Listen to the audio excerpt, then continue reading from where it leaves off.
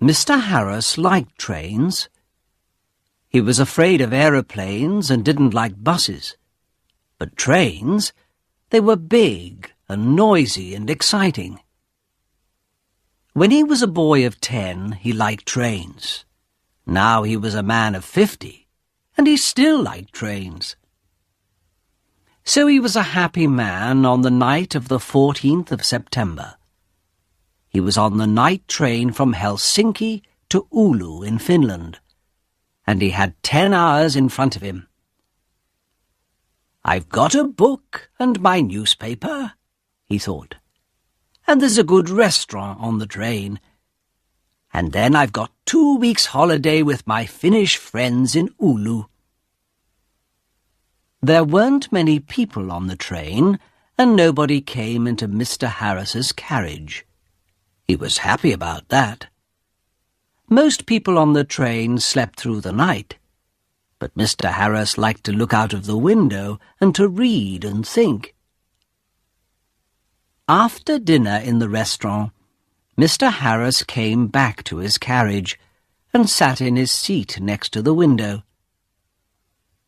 For an hour or two he watched the trees and lakes of Finland out of the window. Then it began to get dark, so he opened his book and began to read. At midnight the train stopped at the small station of Ottawa. Mr. Harris looked out of the window, but he saw nobody. The train moved away from the station into the black night again.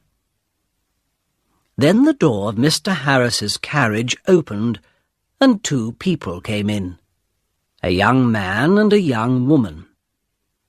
The young woman was angry. She closed the door and shouted at the man, "Carl, you can't do this to me!" The young man laughed loudly and sat down. Mr. Harris was a small, quiet man. He wore quiet clothes, and he had a quiet voice. He did not like noisy people and loud voices, so he was not pleased. "Young people are always noisy," he thought. "Why can't they talk quietly?" He put his book down and closed his eyes. But he could not sleep, because the 2 young people didn't stop talking. The young woman sat down and said in a quieter voice, "Carl, you're my brother, and I love you. But please listen to me. You can't take my diamond necklace. Give it back to me now, please." Carl smiled. "No, Elena," he said. "I'm going back to Russia soon, and I'm taking your diamonds with me." He took off his hat and put it on the seat. "Elena, listen. You have a rich husband, but I have no money. I have nothing. How can I live without money? You can't give me money, so I need your diamonds, little sister." Mr. Harris looked at the young woman. She was small, with black hair and dark eyes. Her face was white and afraid. Mr. Harris began to feel sorry for Elena. She and her brother didn't look at him once. "Can't they see me?" he thought. "Carl," Elena said. Her voice was very quiet now, and Mr. Harris listened carefully. "You came to dinner at our house tonight, and you went to my room and took my diamond necklace. How could you do that to me? My husband gave the diamonds to me. They were his mother's diamonds before that. He's going to be very, very angry, and I'm afraid of him." Her brother laughed. He put his hand in his pocket, then took it out again and opened it slowly. The diamond necklace in his hand was very beautiful. Mr. Harris stared at it. For a minute or two nobody moved, and it was quiet in the carriage. There was only the noise of the train, and it went quickly on through the dark, cold night. Mr. Harris opened his book again, but he didn't read it. He watched Carl's face, with its hungry eyes and its cold smile. "What beautiful, beautiful diamonds," Carl said. "I can get a lot of money for these." "Give them back to me, Carl," Elena whispered. "My husband's going to kill me. You're my brother. Please help me. Please." Carl laughed again, and Mr. Harris wanted to hit him. "Go home, little sister," Carl said. "I'm not going to give the diamonds back to you.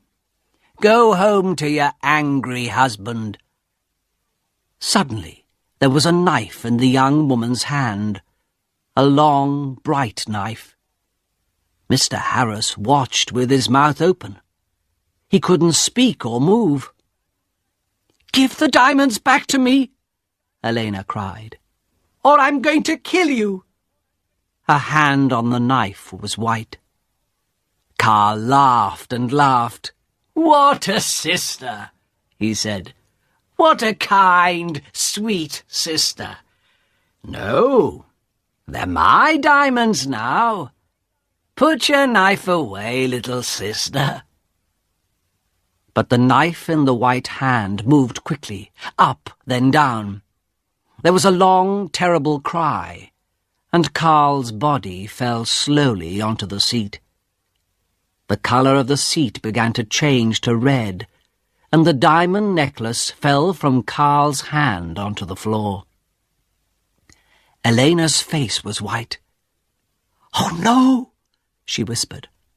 "Carl, come back. Come back. I didn't want to kill you."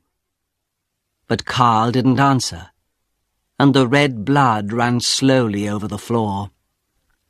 Elena put her head in her hands, and again in the carriage there was a long, terrible cry. Mr. Harris's face was white too. He opened his mouth, but he couldn't speak. He stood up and carefully moved to the door. The young woman was quiet now. She didn't move or look up at Mr. Harris. In the corridor, Mr. Harris ran. The guard was at the back of the train, and Mr. Harris got there in half a minute. "Quickly," Mr. Harris said. "Come quickly. An accident. A young woman. Oh, dear. Her brother he's dead." The guard ran with Mr. Harris back to the carriage. Mr. Harris opened the door, and they went inside. There was no dead body of a young man. There was no young woman. No blood. No knife. No diamond necklace. Only Mr. Harris's bags and his hat and coat. The guard looked at Mr. Harris, and Mr. Harris looked at him. "But," Mr. Harris began, "but they were here. I saw them. The young woman, she had a knife, and she killed her brother." "A knife, you say?" the guard asked. "Yes," Mr. Harris said quickly. "A long knife. And her brother took her diamonds, so she—" "Ah, diamonds," the guard said. "Was the young woman's name Elena?" he asked. "Yes, it was," Mr. Harris said. "How do you know that? Do you know her?" "Yes and no," the guard said slowly. He thought for a minute, then looked at Mr. Harris. "Elena di Saronelli," he said. "She had dark eyes and black hair. Very beautiful. She was half Italian, half Finnish. Her brother was a half-brother.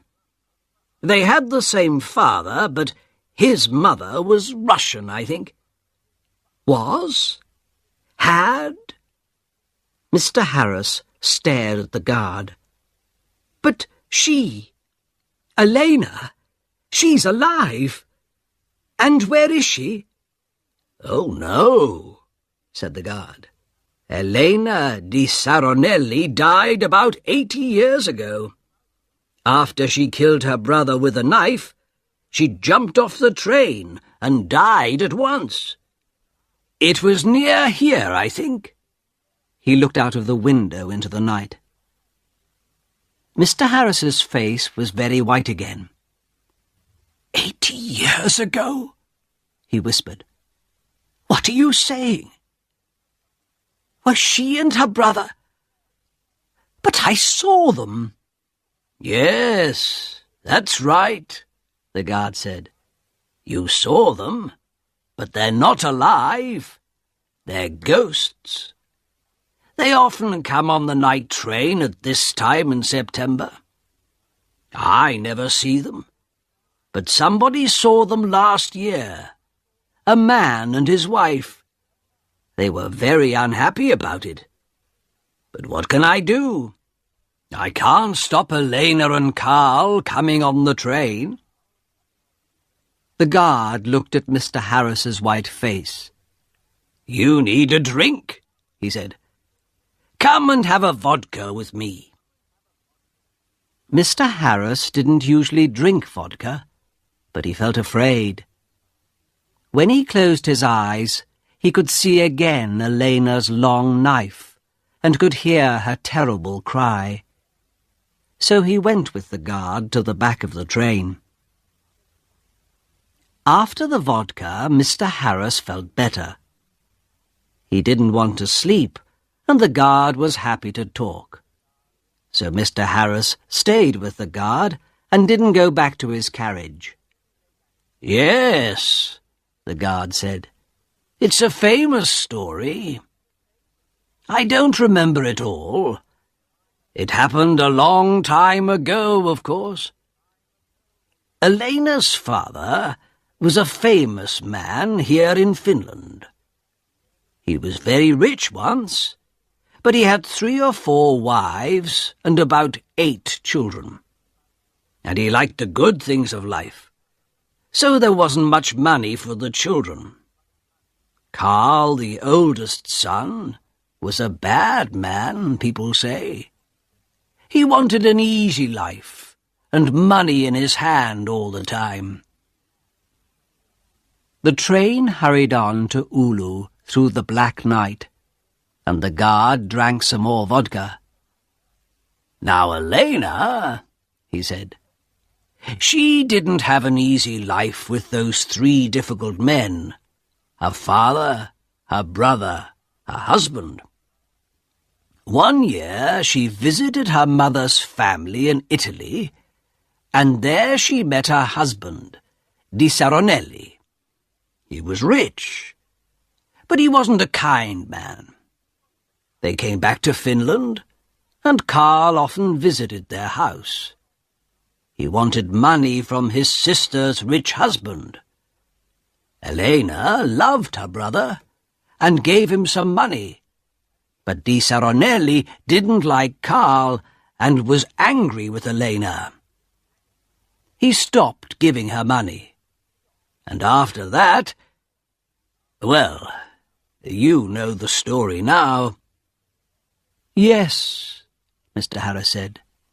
Poor, unhappy Elena. Mr. Harris stayed with his friends in Oulu for 2 weeks. They were quiet weeks, and Mr. Harris had a good holiday. But he took the bus back to Helsinki. The bus was slow, and there were a lot of people on it, but Mr. Harris was very happy. He didn't want to take the night train across Finland again.